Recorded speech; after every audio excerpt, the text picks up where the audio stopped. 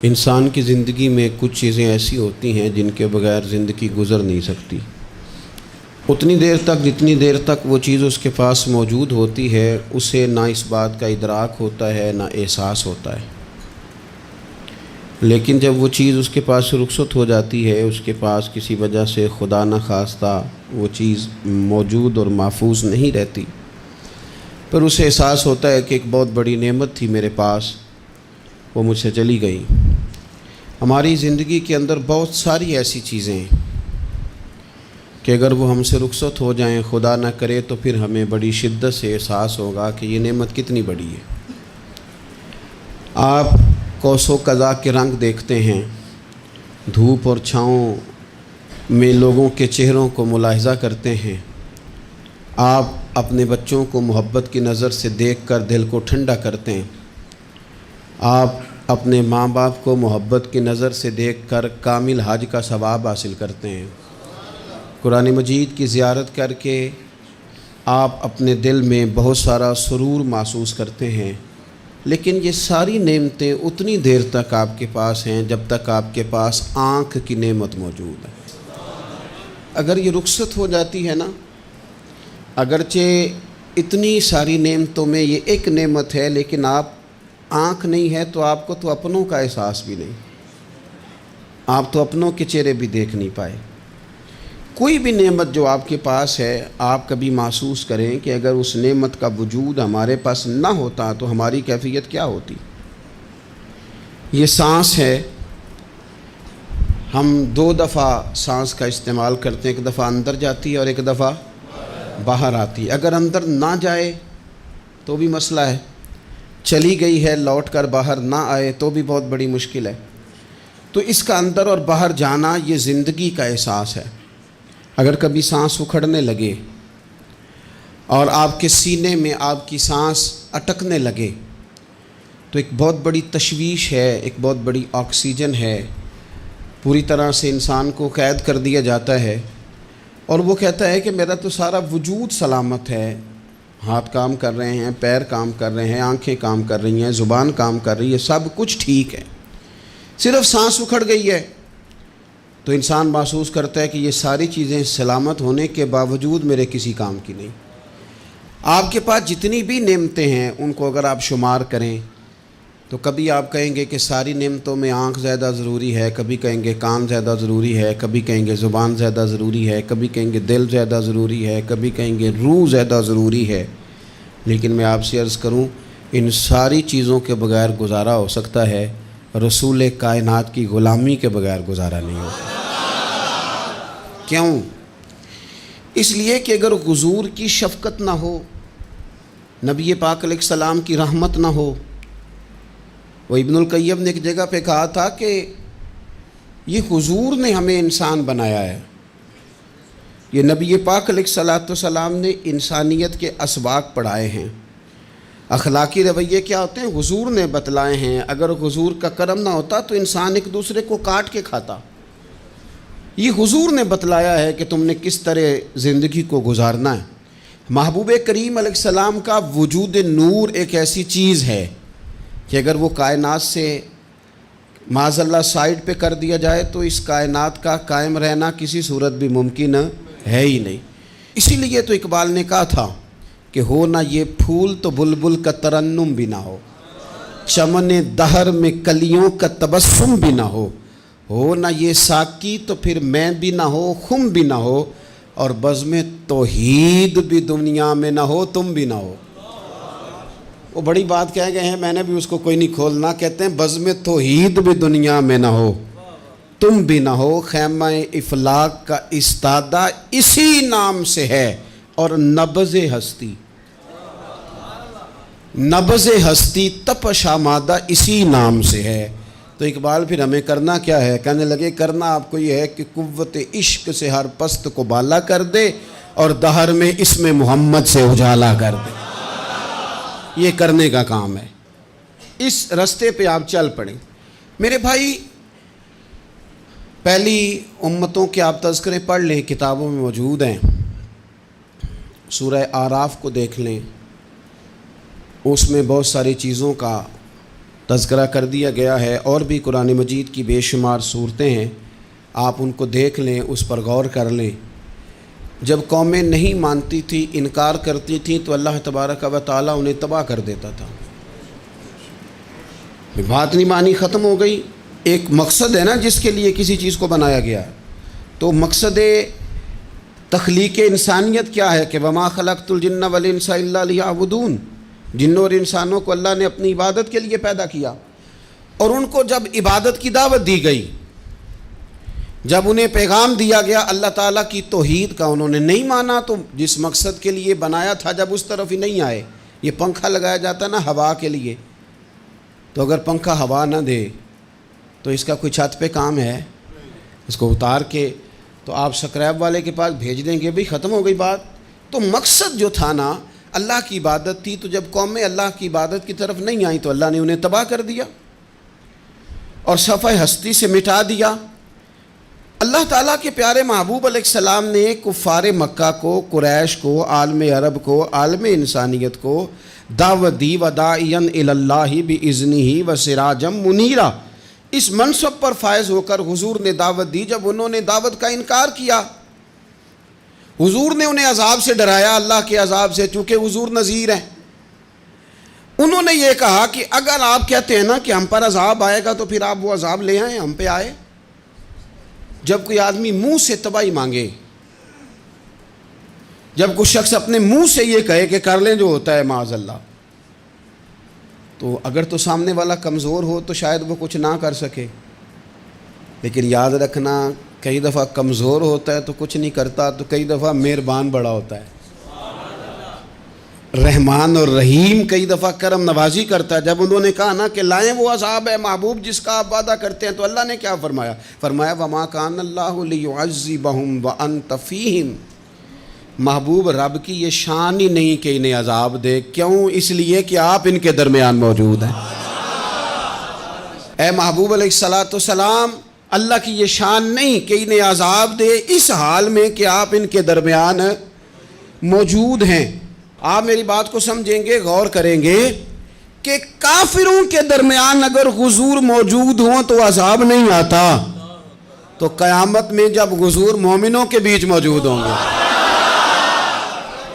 مجھے کہہ لینے دو نا کہ اساں جہاں گناہیاں دا جدوں اعمال نامہ پھرول ہوئے، پھر ذرے ذرے نے سامنے آ جانا ہے، جو جو منہ تھی بولیا بول ہوئے، اساں بھی کول حضور دے بیٹھ رہنا ہے، لکھ عمل ترکڑی تول ہوئے، او دے کولوں بھی رب نے حساب لینا ہے جیڑا بیٹھا ہی محمد دے کول ہو صلی اللہ تعالی علیہ وسلم، او دے کولوں بھی رب نے حساب لینا ہے جیڑا بیٹھا ہی محمد دے کول ہوئے، جس کو کہتے ہیں قیامت حشر، جس کا نام ہے، جس کو کہتے ہیں قیامت حشر، جس کا نام ہے۔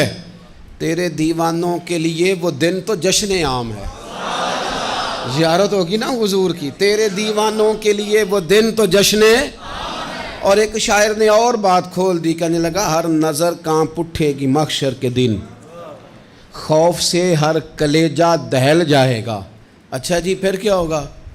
ہر نظر کانپ اٹھے گی محشر کے دن، آنکھیں پھڑ پھڑائیں گی، کانپیں گی اور کلیجے پھٹیں گے۔ منظر ہی ایسا ہوگا، انسان اپنے پسینے میں ڈبکیاں کھا رہا ہے، حساب کا وقت آ گیا ہے اور سورج سوا نیزے پہ ہے، زمین دہک رہی ہے، تو کہنے لگے ہر نظر کانپ اٹھے گی محشر کے دن، خوف سے ہر کلیجہ دہل جائے گا، پھر اوڑھ کر کالی کملی وہ آ جائیں گے، پھر اوڑھ کر کالی کملی وہ آ جائیں گے، پھر اوڑھ کر کالی کملی وہ آ جائیں گے، ہر نظر کانپ اٹھے گی محشر کے دن، خوف سے ہر کلیجہ دہل جائے گا، پھر اوڑھ کر کالی کملی وہ آ جائیں گے، سارے محشر کا نقشہ بدل جائے گا۔ میرے عزیز، حضور کے بغیر گزارا، نبی کریم کے بغیر کوئی چارہ، ہمارا کوئی سہارا ہی نہیں حضور کے بغیر، ہم کدھر جائیں سوائے محبوب کے۔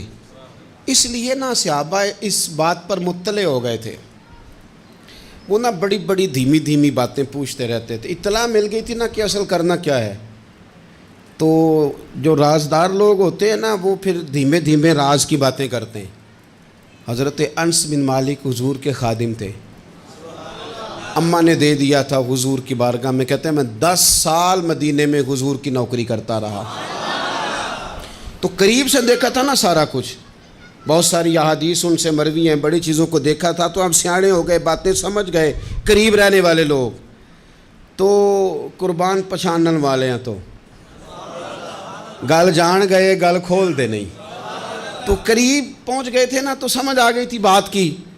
تو ترمذی میں موجود ہے، ایک دن حضور سے پوچھتے ہیں یا رسول اللہ قیامت والے دن آپ کو کہاں تلاش کروں؟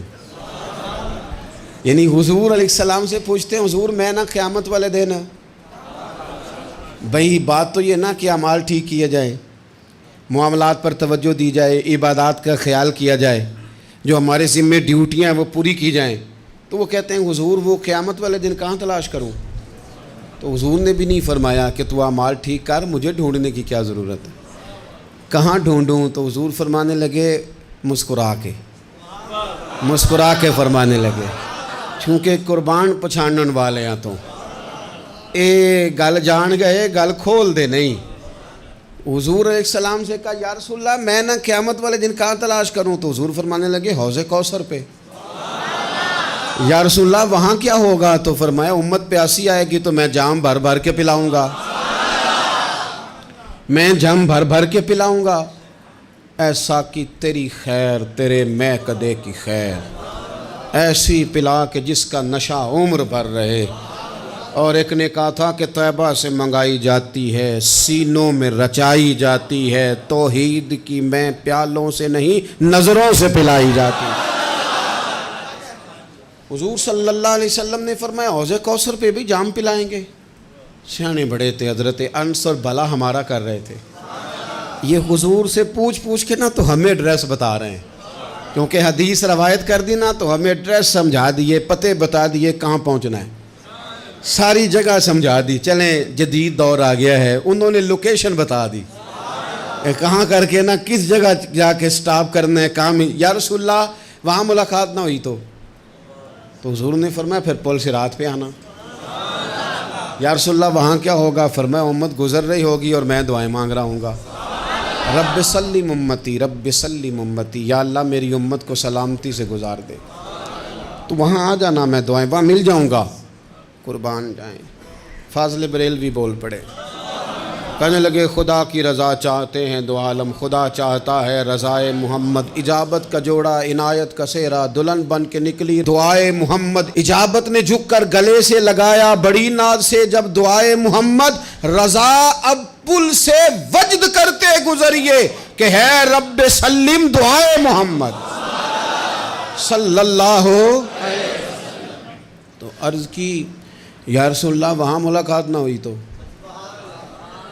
میں نے کہا وہ ہمیں لوکیشن سمجھا رہے تھے، انہیں تو پتہ تھا پہلے ہی، ایک قربان پچھانن والے ہیں، تو ایک گل جان گئے گل کھول دے نہیں، تو وہاں نہ ملاقات ہوئی تو حضور نے فرمایا پھر میزان عمل پہ آنا۔ یا رسول اللہ وہاں کیا ہوگا؟ فرمایا امت کے عمل تول رہے ہوں گے اور میں ان کے لیے دعائیں کر رہا ہوں گا۔ میں نہیں جا سکا کبھی بچوں کے ساتھ پیپر دلوانے، استاد کو اجازت نہیں دیتے، کہتے ایک ایگزامینر اور آئے گا کوئی، جس نے پڑھایا ہو اسے اجازت نہیں کہ تو جا۔ ابا جی کو اجازت نہیں ہوتی کہ وہ ایگزامینیشن ہال میں جائے، وہاں تو کوئی اور لوگ آتے ہیں۔ یہ بھی عجیب سبق ہے نا کائنات کا کہ سارے تعلیم و تربیت کے اسباق بھی حضور پڑھائیں، رنگ بھی سارا حضور ہی بتائیں، اور قبر کے سوالات بھی سارے ہمیں حضور بتا دیں، اور جب پیپر ہونے لگے تو سرانے بھی کھڑے ہو جائیں، تو پھر کہہ لینا ایک دفعہ پھر کہ وہ دے کولوں کی رب نے حساب لینا، جیڑا بیٹھا ہی محمد دے کول، وہ دے کولوں کی رب نے حساب لینا۔ میرے عزیز ہمارا گزارا نہیں حضور کے بغیر۔ لوگ اصل میں نا ہمارا مسئلہ نہیں سمجھتے، ہمارا مسئلہ کچھ اور ہے۔ لوگ ہمیں نا بلا وجہ پریشان کرتے ہیں، کبھی جھنڈے سے، کبھی ڈنڈے سے، کبھی جھنڈی سے، کبھی کسی شے سے، کبھی کسی شے سے، کبھی کہتے ہیں وہ نعت اونچی پڑھ لی، کبھی کہتے ہیں سلام اونچا پڑھ لیا، کبھی کہتے ہیں وہ جھنڈیاں لگا دیں۔ میں نے کہا آپ کی بات بھی ٹھیک ہے، پر ہمارا مسئلہ تو سمجھو نا، ہمارا گزارا نہیں نا بھائی۔ جو کسے دا عاشق ہووے او گل اسے دی، 100 مکر بہانے کر کے میں پوچھے میاں صاحب نو مزار تے جا کے کہ مکر کرنے ٹھیک نے؟ تساں کہنا مکر کردا ہے تے حضور ٹھیک نے؟ تے مینوں لگدا ہے کہ پولا جان دے سے پے کہ سونا راضی کرنا ہوئے تے موڑ ٹھیک نے۔ حضور نے ایک دن کہا تھا، حضرت ابو سعید خدری نے کہا یا رسول اللہ، آپ قرآن پاک کی تلاوت کر رہے تھے، قرآن پاک بڑا سونا پڑھتے تھے نا، تو نبی کریم نے سن لیا، اب کیا کریں، دلیل دیں گے تو بات مضبوط ہو جائے گی۔ حضور نے سن لیا تو بعد میں فرمایا ابو سعید تو بڑا سونا قرآن پڑھتا ہے، رب کے علاوہ کسی کو دکھا کے عبادت کرنی جائز ہے؟ حضرت ابو سعید خدری کہنے لگے سن رہے ہیں، مجھے پتہ نہیں تھا آپ سن رہے ہیں، ورنہ میں نے تو اور بنا بنا کے پڑھنا تھا۔ اب تو مان جاؤ نا، جو کسے دا عاشق ہوے گل اسے دی کرد ہے، 100 مکر بہانے کر کے، 100 مکر بہانے کر کے او دے ہی مرنے مرد ہے۔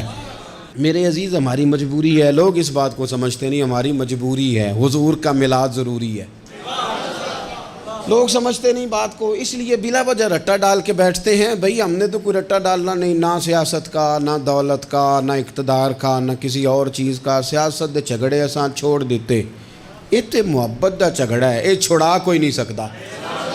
تو میرے عزیز ہمارا حضور کے بغیر گزارا، اور نبی پاک علیہ السلام کے بارے میں رب فرماتا ہے وَلَسَوْفَ يُعْطِيكَ رَبُّكَ فَتَرْضَىٰ، محبوب میں آپ کو اتنا دوں گا کہ آپ اپنے رب سے راضی ہو جائیں گے۔ کیا کروں میں اب، یہ آیت اتنی شاندار ہے۔ حضرت امام زین العابدین رضی اللہ تعالیٰ عنہ سے کسی بندے نے کہا قرآن پاک میں سب سے زیادہ امید والی آیت کون سی ہے؟ اس کا خیال تھا لا تقنطوا من رحمت اللہ کہیں گے، اللہ کی رحمت سے نا امید نہ ہونا۔ اس نے کہا حضور سب سے امید والی آیت بتائیں، وہ کہتا میرے ذہن میں تھا کہ یہ والی آیت پڑھیں گے۔ تو امام زین العابدین رضی اللہ تعالیٰ عنہ فرمانے لگے سب سے امید والی آیت ہے وَلَسَوْفَ يُعْطِيكَ رَبُّكَ فَتَرْضَىٰ، رب کہتا ہے محبوب اتنا دوں گا کہ آپ اپنے رب سے راضی ہو جائیں گے۔ آیت نازل ہو گئی تو حضور پتہ کیا فرماتے ہیں صحابہ سے؟ فرماتے ہیں رب کہتا ہے حبیب تجھے راضی کرنا ہے، اور جب تک میرے سارے غلام جنت میں گئے نہ میں نے اللہ سے راضی ہونا ہی نہیں، میں نہیں راضی ہوتا اللہ سے، سارے جائیں گے تو تب تو میں تو کہتا ہی رہوں گا نا قربان پچھانن والے آتا، او گل جان گئے پر گل کھول دے، او گل کھول دے نہیں، پتہ چل گیا بات کا، حضور کے بغیر گزارا، حضور کے بغیر کوئی چارہ ہی نہیں۔ اور خود حضور کیا فرماتے ہیں، یہ سنن ابن ماجہ ہے، میرے رسول پاک صلی اللہ تعالیٰ علیہ وسلم ارشاد فرماتے ہیں، حدیث کے راوی حضرت ابو موسیٰ اشعری رضی اللہ تعالیٰ عنہ، حضور فرماتے ہیں کہ اللہ نے مجھے اختیار دیا۔ یا رسول اللہ کس بات کا؟ فرمایا رب نے اختیار دیا میں چاہوں تو آدھی امت بغیر حساب کے جنت چلی جائے، اور میں چاہوں تو اللہ سے اختیار لے لوں کہ یا اللہ مجھے شفاعت کا حق دے، میں سفارش کرتا جاؤں اور تو انہیں معافی دیتا جائے، یہ مجھے اختیار دیا اللہ تعالیٰ نے۔ تو حضور کیا فرماتے ہیں؟ فرماتے ہیں وہ آدھی امت والا سودا نہیں میں نے قبول کیا، میں نے نہ شفاعت لی ہے کیونکہ یہ عام تر ہے اور یہ کفایت کرنے والی ہے، یہ عام بھی ہے اور کفایت کرنے والی بھی ہے۔ اور حضور نے یہ لفظ کہے، یہ سنن ابن ماجہ کتاب الزہد دیکھیے گا، اس میں روایت مل جائے گی۔ حضور فرماتے ہیں یاد رکھو تمہارا کیا خیال ہے کہ میری یہ شفاعت پرہیزگاروں کے لیے؟ خود جملہ استفہامیہ سے بات کرتے ہیں، تمہارا کیا خیال ہے کہ میری یہ شفاعت جو قیامت میں میں سفارش کروں گا تو پرہیزگاروں کی کروں گا؟ حضور فرماتے ہیں نہیں، میں قیامت میں گناہ گاروں کی سفارش کروں گا، میں گناہ گاروں کی سفارش کروں گا، گناہ گاروں کے لیے عرض کروں گا اللہ کی بارگاہ میں۔ کچھ دن پہلے میں کہیں پڑھ رہا تھا کسی کا مضمون، اس نے تشبیہ کس طرح کی دی ہے مجھے پتہ نہیں، لیکن لکھ دی بات، کہنے لگے ایک وکیل ہوتا ہے ایک شفیع ہوتا ہے، ایک وکیل ہوتا ہے ایک، حضور وکیل نہیں ہمارے، حضور ہمارے شفیع ہیں، شفاعت کرنے والے ہیں۔ وکیل یہ کہتا ہے جج صاحب سے کہ یہ جس کا میں وکیل ہوں نا اس نے نا غلطی کوئی نہیں کی، اسے معاف کر دیں۔ وکیل یوں بحث کرتا ہے، کہتا ہے اس نے کیا ہی نہیں، جرم معاف کریں۔ اور جو شفیع ہوتا ہے نا وہ کہتا ہے مالک اس نے سارے کیے، تو میرے آنے کی لاج رکھ اور اسے معاف کر دے۔ یہ وکیل اور شفیع کا یہ فرق ہوتا ہے کہ شفیع کہتا ہے سونے سارے کیے ہیں، بڑے بڑے پاپ کیے ہیں، پر میں جو آ گیا ہوں تو مہربانی کرنا معافی دے دے۔ میرے عزیز، حضور کے بغیر کہیں بھی گزارا نہیں ہے۔ ہم نے نا جب یہ بات سمجھ لی، اور پتہ ہے نبی کریم صلی اللہ علیہ وسلم نے آگے بڑھ کے خود بھی کئی مقامات پر اس بات کو کھول کر مختلف انداز میں بیان کیا۔ حضرت عبداللہ ابن عباس رضی اللہ تعالیٰ عنہ کی روایت آپ دیکھ لیں، یہ آپ کو مستدرک میں ملے گی۔ حضور صلی اللہ علیہ وسلم فرماتے ہیں قیامت کے دن اللہ تعالیٰ انبیاء کے لیے نور کے ممبر بچھائے گا، ہر نبی ممبر پہ بیٹھ جائے گا، ہر پیغمبر علیہ السلام اپنے ممبر پہ جلوہ فروز ہو جائیں گے، ہر پیغمبر۔ لیکن حضور فرماتے ہیں میرا ممبر خالی ہوگا۔ یا رسول اللہ صلی اللہ تعالیٰ علیہ وسلم آپ کا ممبر کیوں خالی ہوگا؟ حضور فرماتے ہیں میں ممبر چھوڑ کے رب کی بارگاہ میں کھڑا ہو جاؤں گا، اور اس ڈر سے کھڑا ہو جاؤں گا کہیں ایسا نہ ہو کہ میں جنت میں چلا جاؤں اور میری امت رہ جائے۔ میں اپنی امت کی سفارش کروں گا، رب میری امت کی سفارش قبول کرے گا۔ فرماتے ہیں میں اتنی سفارش کروں گا، اتنی سفارش کروں گا کہ جہنم کا دروغہ مجھ سے کہے گا کہ محبوب کمال ہو گئی، آپ نے تو اپنا کوئی غلام دوزخ میں رہنے نہیں دیا، سارے آپ نے نکال دیے۔ کسی شاعر نے بڑی خوب بات کی تھی، اس نے کہا تھا کہ یاد رکھو قیامت کا جو دن ہے نا، یہ قیامت کا دن دراصل ہمارا وقت ہوگا خاص، جب ہم نبی پاک صلی اللہ علیہ وسلم کی بارگاہ میں جائیں گے تو ہمیں سمجھ آ جائے گی کہ دنیا میں ہم نے کئی دوستیاں لگائی تھیں پر جھوٹی لگا بیٹھے۔ ایک دوستی سچی ہے جو مدینے والے کی ہے، وہ کہتے ہیں محمد بوٹیا جھوٹا ہی جاگ سارا، اے سچیاں مدینے والے دیاں یاریاں، سچیاں مدینے والے دیاں۔ تو نبی پاک صلی اللہ علیہ وسلم کے بغیر نہ دنیا میں گزارا ہے، نہ قبر میں گزارا ہے، نہ آخرت میں گزارا ہے۔ اب ایک سبق ہے، وہ سبق بھی آپ نے ضرور یاد کرنا ہے۔ جس شخصیت کے بغیر ہمارا گزارا نہیں، نہ قبر میں، نہ حشر میں، نہ پل صراط پہ، نہ میزان عمل میں، نہ حوض کوثر پہ، تو ہمارا ان کے بغیر دنیا داری میں گزارا کیسے ہو جاتا ہے؟ ہمارا تجارت بھی حضور سے سیکھیں، گھرداری بھی حضور سے سیکھیں، شادی بیاہ کے طریقے بھی حضور سے سیکھیں۔ جب گزارا نہیں حضور کے بغیر تو پھر زندگی کے سارے سلیقے حضور سے سیکھیں، پھر ادھر ادھر جانے کی ضرورت ہے۔